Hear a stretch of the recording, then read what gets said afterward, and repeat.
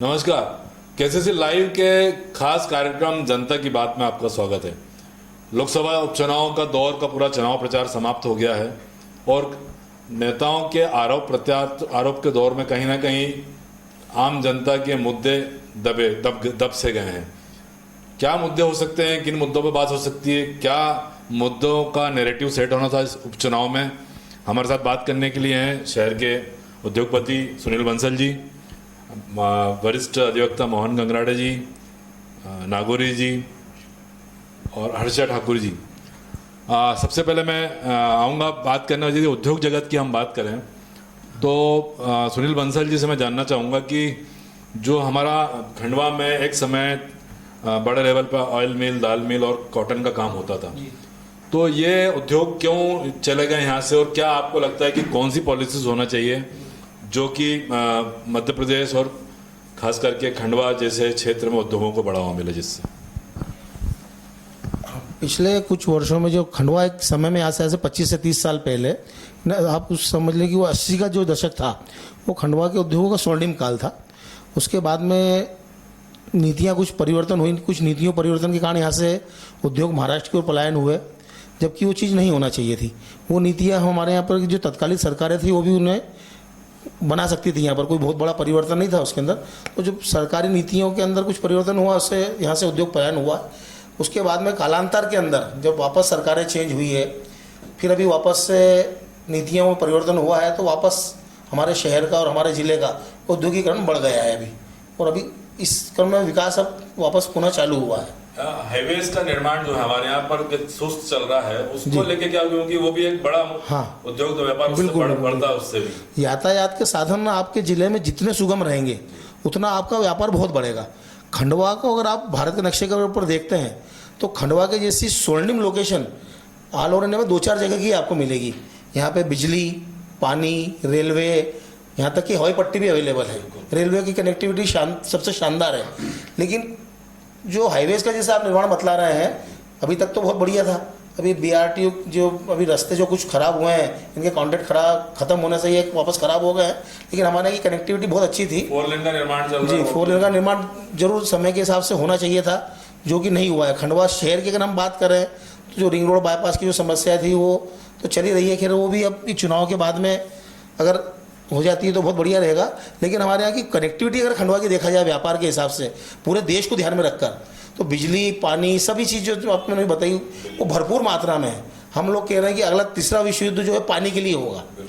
आज खंडवा जिले के अंदर विश्व की सबसे बड़ी झील बनी हुई है, जिसके कारण हमको बिजली भी मिल रही है, पानी भी मिल रहा है, फूड भी मिल रहा है उसके कारण, और रोजगार भी मिल रहा है। अगर सरकार उसका उचित तरीके से दोहन करे और बड़ा विजन लेके काम करे, अगले 20-25 सालों के विजन लेके अगर हम जिले में काम करें तो हम खंडवा को कहीं से कहीं तक पहुंचा सकते हैं। मुख्यमंत्री जी से भी आपकी बात हुई तो आप लोगों ने उद्योग व्यापार के लिए कुछ बात की? नहीं, उनके सब विजन सब पूरे क्लियर है। अभी चूंकि चुनाव का माहौल था इसलिए बहुत ज़्यादा चर्चाएं नहीं हुई।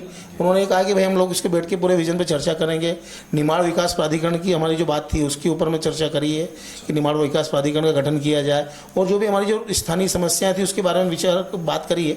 उसके लिए उन्होंने हमें कहा कि हम चुनाव के बाद बैठ के बात करेंगे। धन्यवाद सुनील जी। वरिष्ठ अधिवक्ता मुकेश नागौरी जी भी हमारे साथ हैं, सामाजिक क्षेत्र से आप जुड़े हुए हैं। मुकेश जी, क्या लगता है आपको कि कौन से जो बड़े काम है जो और हो सकते थे हमारे लोकसभा क्षेत्र में, वो होना चाहिए या छूट गए? रिजवान भाई, जो देखेंगे सबसे पहले तो अपन कि किस तरीके का सिनेरियो है इस क्षेत्र का। धार्मिक क्षेत्र में हमारा क्षेत्र अव्वल है। यहाँ पर ज्योतिर्लिंग ओंकारेश्वर स्थापित है। यहाँ दादाजी धूनीवालों का आश्रम स्थापित है जो कि वर्ल्ड फेम है। सिंगाजी महाराज का यहाँ स्थान है।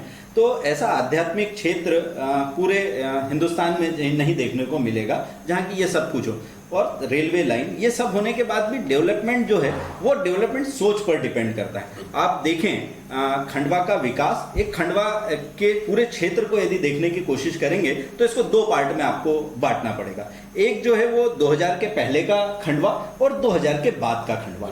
आप देखिए यहाँ से जो सोच के राजनेता रहे होंगे जिन्होंने स्कीमें बनाई, आप देखिए कि 1965-70 के दशक में आपको यहाँ पर PGBT कॉलेज, यहाँ पर पॉलिटेक्निक कॉलेज, यहाँ पर आपको डिग्री कॉलेज, गर्ल्स के लिए डिग्री कॉलेज यहाँ पर स्थापित रहे। आपको 300 बेड का हॉस्पिटल जो है वो 60-70 के दशक से यहाँ पर स्थापित है। तो ये पुराने नेताओं की एक डेवलपमेंट की सोच थी। आप देखें 1980 में हमारे यहाँ जो है बस स्टैंड का निर्माण हुआ। 1980 में बना हुआ बस स्टैंड आज भी सुदृढ़ हालत में यहाँ पर देखने को मिलता है। 1980 की सोच और आज की डेवलपमेंट की सोच भी देखें आप कि अभी जो 2-1 साल पहले जो है हमने बना हुआ देखा, तो वास्तव में जो है विजन होना चाहिए। नेतृत्वकर्ता का विजन ही जो है वो डिपेंड करता है उस क्षेत्र के विकास के लिए। हमारे पास जो है इसका थोड़ा सा शायद अभाव रहा। जितने भी नेता लोग आए, जो भी हमें नेतृत्व देने के लिए लोग आए, वो शायद इस और सोच भी नहीं पाए और उनकी सोच ही नहीं। हम देखें तो यहाँ सिर्फ प्राइवेट कॉलेजेस जो हैं वो कुछ यहाँ के लोगों ने ही जो है उद्योगपति हैं, कुछ नगर के गणमान्य नागरिक हैं, उन्होंने जो है वो आपस में मिलजुल कर एक दादाजी इंजीनियरिंग कॉलेज की स्थापना कर ली। एक बमुश्किल जो है वो 2014 में एक मेडिकल कॉलेज की एक अभी सौगात हमको मिल पाई है। तो डेवलपमेंट के भरपूर प्रचुर यहाँ पर साधन है। जैसे अभी सुनील भैया ने बताया कि डेवलपमेंट के बहुत साधन हैं, किंतु सोच होना चाहिए और सोच का नेता होना चाहिए जो कि दूरदर्शिता के साथ सोचे कि आज का जो व्यक्ति है वो आगे आने वाले 30 साल 40 साल में उसका क्या दोहन कर पाएगा और हम क्या दे पाएंगे। ये पिछले 30 साल का जो समय गया है, मैं समझता हूं कि ये बहुत सुस्त रहा। डेवलपमेंट की सोच नहीं रही। कुछ राजनीतिक सिनेरियो ऐसा रहा कि हमारे ही जो है वो सोच ही नहीं पाए, हमारे ही लोगों को, जबकि परिस्थितियां बहुत अनुकूल थी। लोअर लेवल से लेकर के यानी स्थानीय संस्था से लेकर के राष्ट्रीय लेवल तक जो है एक ही जैसे सोच वाले, एक ही विचारधारा के लोगों की सरकारें होने के बावजूद डेवलपमेंट नहीं होना, ये हमारा दुर्भाग्य ही मैं कहूँगा। मैं इस बारे में एक बात आपको कहना चाहूँगा। इंदौर विकास की जब बात आती है, आप देखें, मुझे याद आता है 1995 में जूनियर जेसीस का यहाँ पर चेयरमैन था। उस समय एक नेशनल कन्वेंशन इंदौर में हुई थी। उस नेशनल कन्वेंशन में इंदौर में जाने के लिए पूरे हिंदुस्तान से लोग आए थे और उनके लिए रेलवे का एकमात्र जंक्शन जो है वो खंडवा था। खंडवा वो आते थे और उनको हम यहाँ से गाड़ियों में बैठा करके इंदौर भेजते थे। इंदौर में सारे देश की कनेक्टिविटी नहीं थी, किंतु जब इंदौर हित की बात आती है तो सारे नेता जो है एक जाजम पे होते हैं, सारी राजनीतिक पार्टियां एक जाजम पे होती है। आज आप देखें कि हमको कहीं देश में जाना है तो इंदौर जाना पड़ता है, ट्रेन पकड़ने के राजस्थान जाना है तो इंदौर जाना पड़ता है।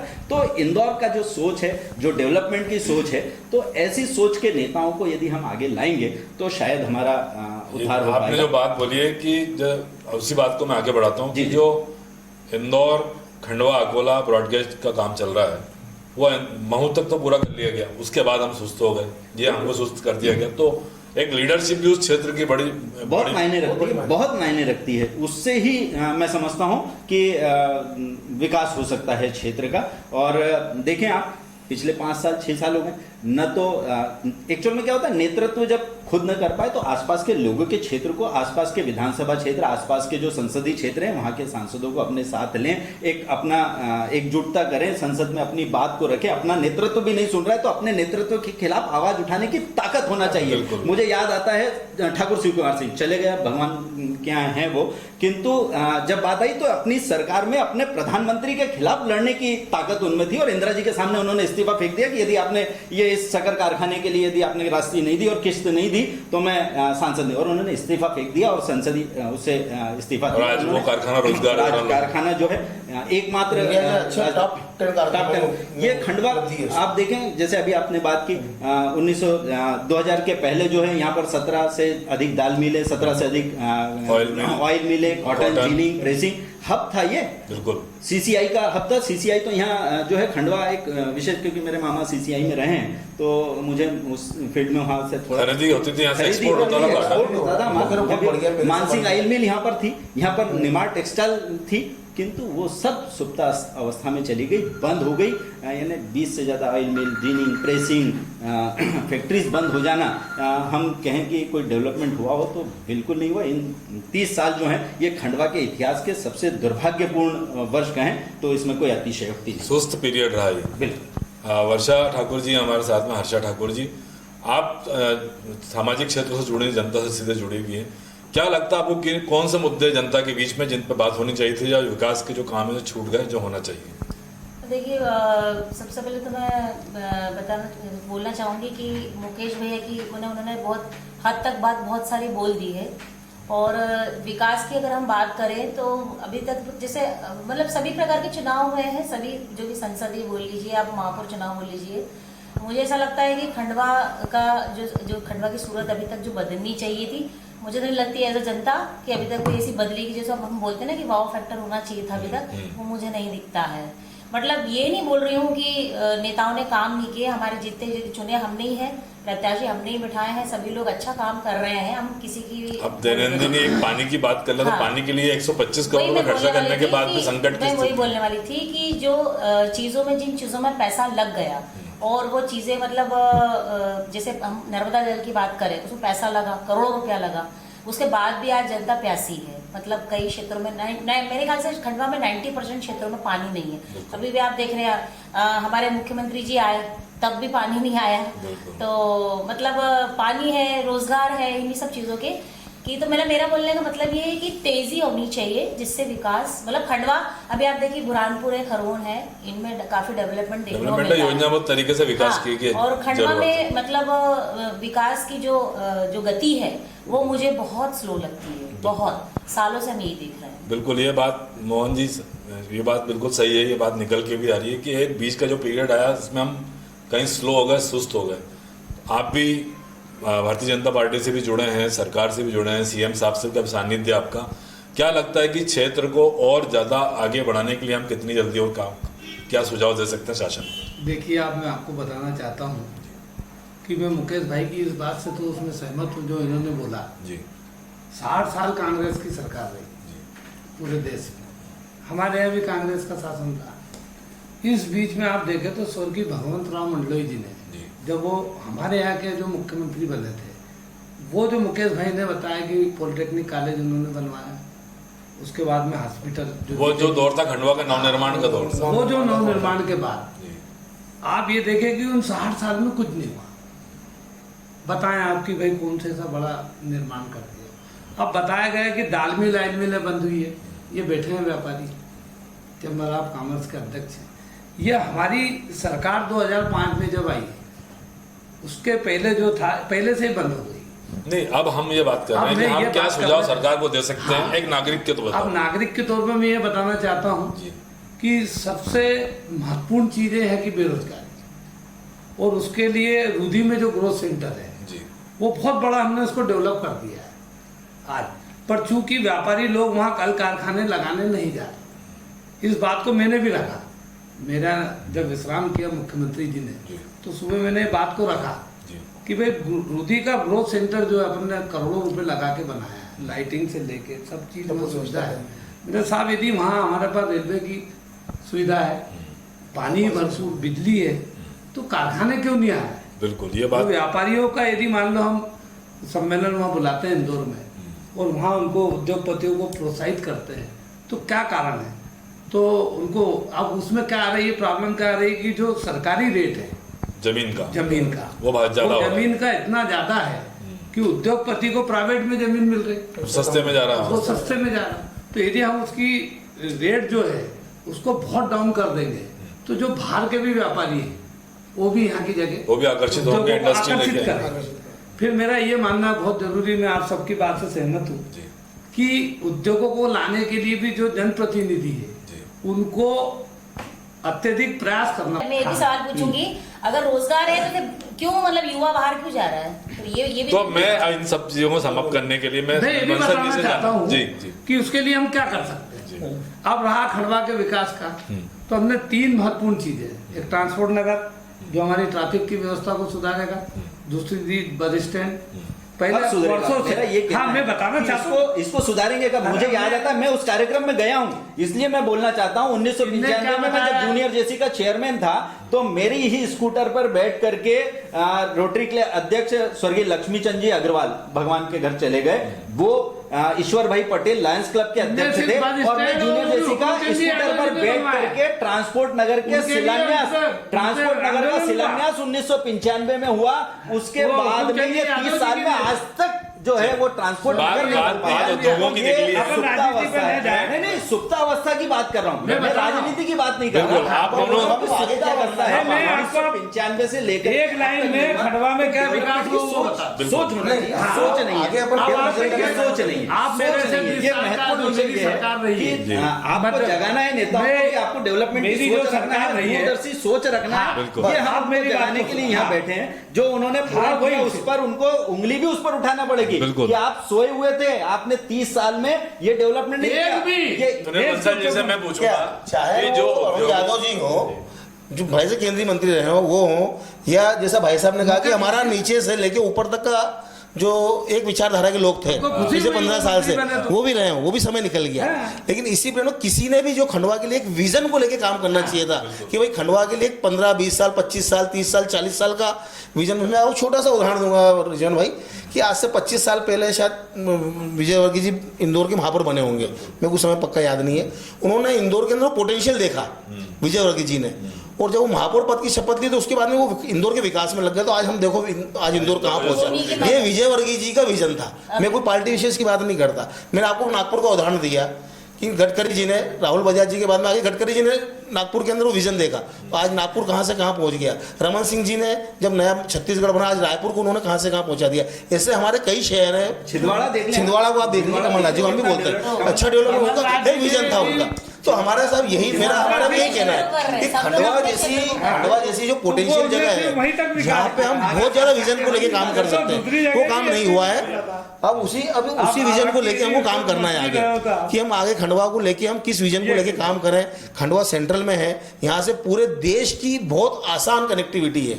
यहाँ पे आप कोई भी उद्योग डालेंगे, यहाँ से माल भेजना बहुत आसान है, हर चीज़ बहुत आसान है। हमको उस कनेक्टिविटी को डेवलप करना है, उस विजन को लेके हम यहाँ पे काम करें तो हम खंडवा को कहाँ से कहाँ पहुँचा सकते हैं। एक बात मैं आपसे पूछूंगा, ऐसे आप उद्योगपति भी जी। हैं, मुख्यमंत्री जी को आप कोई ऐसा सजेशन देंगे कि ऐसा कोई जो उद्योगों को लेकर एनक्लेव करते हैं? हाँ बिल्कुल सर।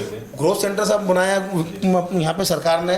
ग्रोथ सेंटर बनाने में सबसे बड़ी खामी साहब ये रह गई कि उसके अंदर हमको बाहर से हमने कनेक्टिविटी नहीं दी है, शहर के बाहर से। अगर वहाँ पर अगर कोई भी कंसाइनमेंट के लिए अगर कोई भी गाड़ी जाती है तो 20 शहर में घासपुरा में से होके या कहारवाड़ी में से होके या ब्रिज के ऊपर से जाती है। तो कोई भी जब इंडस्ट्रियाँ बड़ी लगती है ना, तो उसकी मशीनरी सप्लाई के लिए जो कंपनियां रहती है वो रोड सर्वे करती है कि भाई हाँ आप अगर यहाँ बड़ी मशीनरी लगा रहे हैं तो हम उस मशीनरी को आप तक पहुंचा पाएंगे कि नहीं पहुंचा। तो खंडवा उस कनेक्टिविटी में फेल हो जाता है कि हम यहाँ पे कनेक्टिविटी, हम आपकी सब मशीनें नहीं पहुंचा पाएंगे। अगर कोई कांडला से या गुजरात से अगर कोई बड़ी मशीनरी अगर आना चाह रही है पोर्ट से, तो खंडवा कैसे आएगी, 20 शहर से कैसे निकलेगी। योगी नहीं आएगा तो क्या विकास होगा? तो उसके लिए हमारा सबसे बड़ी महती आवश्यकता खंडवा की थी कि रिंग रोड बाईपास को। तो हम रिंग रोड बाईपास की परिभाषा में उलझ के रह गए कि रिंग रोड बनाना कि बाईपास बनाना। अरे भाई शहर के बाहर ट्रैफिक करना है यार, कुछ भी बना दो, बात खत्म हो गई। ट्रांसपोर्टिंग होना चाहिए, तुम रिंग रोड बनाओ कि बाईपास बनाओ, उससे क्या लेना देना है हमारे को। तो एक ये विजन होना चाहिए।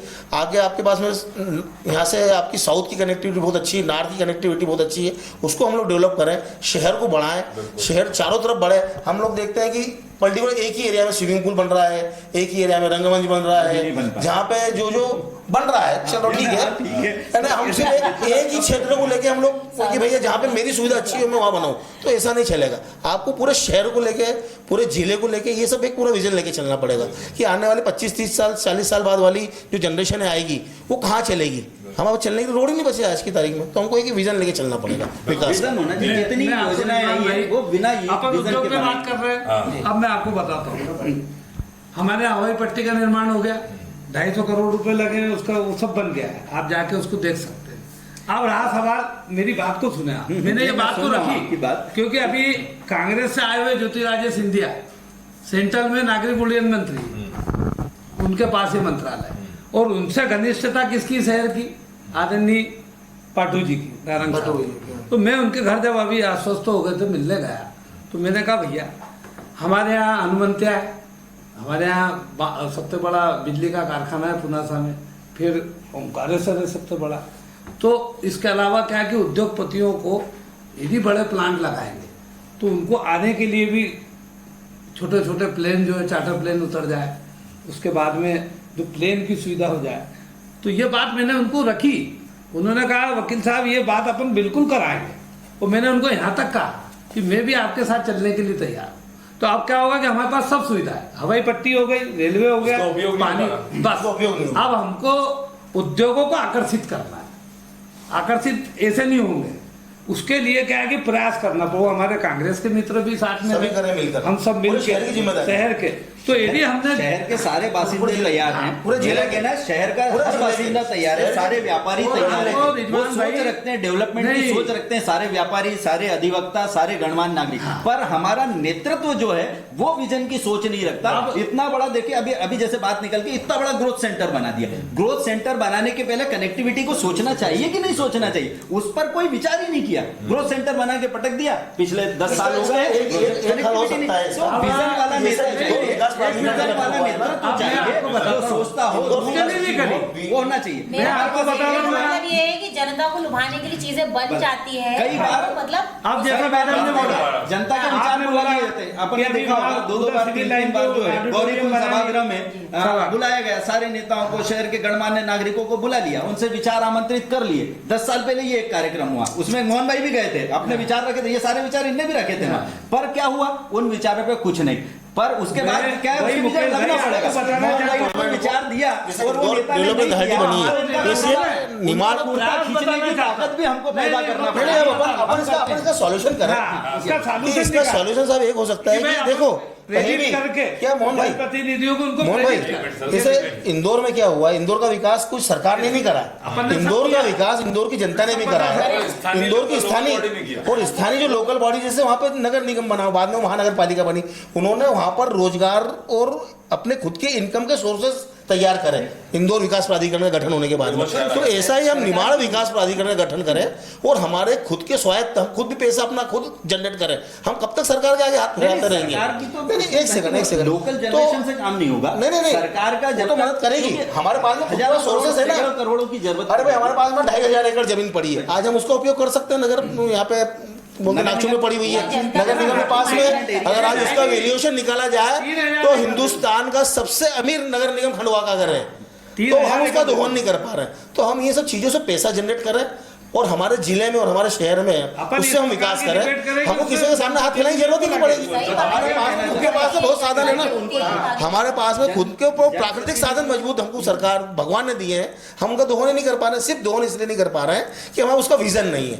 बस हमको एक विजन लेके चलना पड़ेगा। हमको अपनी खुद की आय अर्जित हम जब करने लग जाएंगे, जैसे इंदौर में हुई है, नागपुर में हुई है, तो ऐसे अपनी जब खुद की आय हमारी नगर निगम की अर्जित होने लग जाएगी, नगर पालिका की या लोकल प्रशासन की, तो हमको किसी के आगे हाथ फैलाने की जरूरत नहीं पड़ेगी। देखिए, जो बात सुनील बंसल जी ने कही कि हमको हमारे जो लोकल बॉडीज से भी, लोकल सोर्सेज से पैदा अपना फंड लाना पड़ेगा, और जो बात मुकेश नागौरी जी ने कहा कि सरकार भी सपोर्ट करे इसमें। जब दो तरफा सपोर्ट होगा तो स्वाभाविक है कि डेवलपमेंट भी आएगा और हमारा जिला, हमारा लोकसभा क्षेत्र विकास की तरफ बढ़ेगा। आज की चर्चा बहुत सार्थक रही, सभी आमंत्रित जनों का बहुत धन्यवाद, और इसके बाद हम आगे की चर्चा में जल्द आपसे मुलाकात करेंगे। जब तक के लिए नमस्कार।